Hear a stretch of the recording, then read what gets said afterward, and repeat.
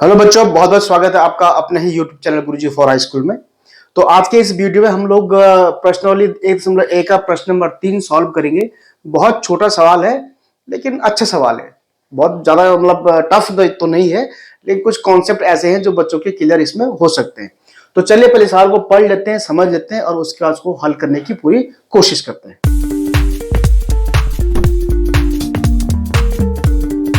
तो बच्चों देखिए, ये सवाल आपके सामने लिखा हुआ है कि किसी परेड में 616 सदस्यों वाली एक सेना की टुकड़ी को 32 सदस्यों वाले एक आर्मी बैंड के पीछे मार्च करना है। यानी कि 616 की एक टुकड़ी है और उसके पीछे 32 लोगों के, यानी 32 जो आर्मी के जवान है उनकी एक दूसरी टुकड़ी है। आर्मी का बैंड है मतलब वो, ठीक है, उनको उनके पीछे मार्च करना है। दोनों समूहों को समान संख्या वाले स्तंभों में मार्च करना है। यानी कि जो 616 वाले हैं और जो 32 वाले हैं, वहां भी उतने ही स्तंभ होंगे, यानी कि लाइंस होंगी, और यहां भी उतनी लाइंस होंगी। यानी कि ये लाइंस हमें ज्ञात करनी है, ठीक है। तो वो पूछ रहा है कि इन स्तंभों की अधिकतम संख्या कितनी की, यानी कि मैक्सिमम लाइंस या मैक्सिमम स्तंभ कितने बनेंगे वो आपको ज्ञात करना है। तो अधिकतम, तो आपको पता है कि अधिकतम के लिए हम हमेशा क्या करते हैं, महत्तम समापवर्त्य निकालते हैं, यानी कि हाईएस्ट कॉमन फैक्टर निकालते हैं, ठीक है। तो इसका मतलब है कि हमको 616 और 32 जो दो नंबर है इनका हमने क्या निकालना है, महत्तम समापवर्त्य निकालना है। तो देखिए कैसे निकालेंगे। लेकिन महत्तम समापवर्त्य निकालने से पहले मैं आपको एक चीज बता दूं, यूक्लिड विभाजन जो थ्योरी है उसके हिसाब से ए बराबर होता है B into Q plus R. जहां पर ए आपके पास क्या है, भाज्य है, यानी कि इसमें भाग देना है। बी आपके पास क्या है, भाजक है, यानी कि इसका भाग देना है। और आर आपके पास है शेष, ठीक है।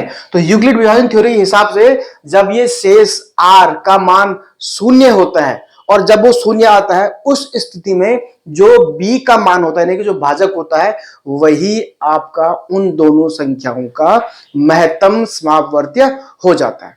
अब इसमें और सवाल क्या होंगे वो मैं अब आगे आपको बताऊंगा, मतलब एचसीएफ निकालने के।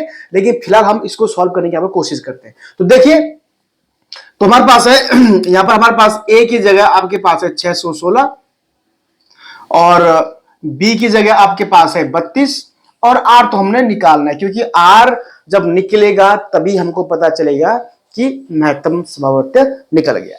तो अब उसके लिए, अब जैसे मैंने आपको बोला है कि आर का मान शून्य होना चाहिए तभी ये बी क्या कराएगा, महत्तम समापवर्त्य निकालेगा। तो पहले हम देखते हैं।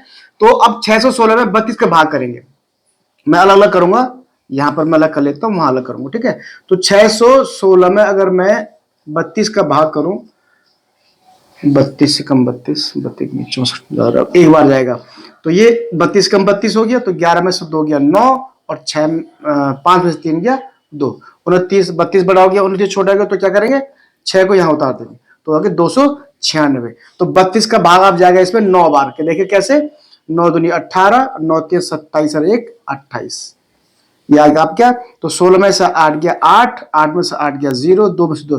तो हमारे पास यहाँ पर जो शेष बच रहा है वो क्या बन रहा है, शेष 8 बच रहा है। तो ये जो शेष होता है यही तो आर है, लेकिन यहाँ पर आर का मान अभी शून्य नहीं है, तो हमारे पास यहाँ पर अभी भी क्या नहीं निकला, महत्तम समापवर्त्य नहीं निकला। तो इसको मैं ए बराबर बी क्यू प्लस आर के फॉर्म में लिखूं, तो 616 बराबर ये हो जाएगा बी क्यू इंटू आर, तो B into Q plus R, तो यानी कि 32 इंटू क्यू यानी कि 19 और प्लस आर मीन्स 8, ठीक है। अभी आंसर नहीं आया अभी आपका। इसके बाद हमने देखना है 32 का। अब देखो 32 में हम भाग करेंगे किसका, जो ये आपका शेष बचा, इस शेष का अपना भाग करना है। तो शेष का भाग करेंगे तो ये आगे 8 चक्कू 32 आ गया, तो ये 0 आपका शेष आ गया। तो इसका मतलब यहाँ पर तो शेष 0 आ रहा है, तो यहाँ पर अब क्या होगा, ए बराबर बी क्यू प्लस आर का फॉर्म हम रखे, तो ये आपका हो गया ए, ये आपका बी, ये होगा आपका क्यू, ये हो गया आपका आर। तो यानी कि ए बराबर, ध्यान देखिए, ए बराबर B into Q plus R, ये आ गया।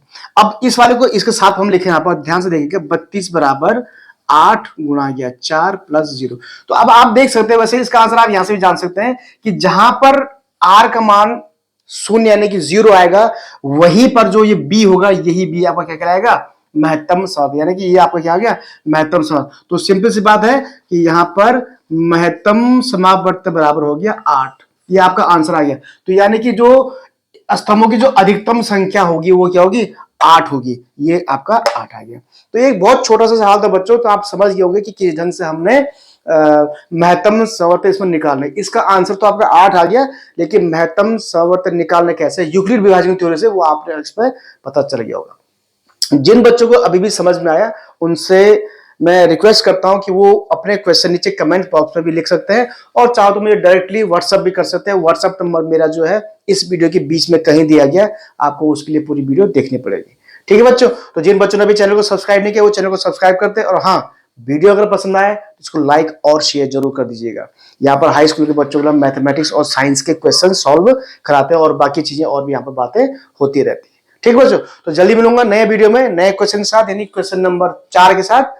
तब तक मुझे अनुमति दीजिए, धन्यवाद।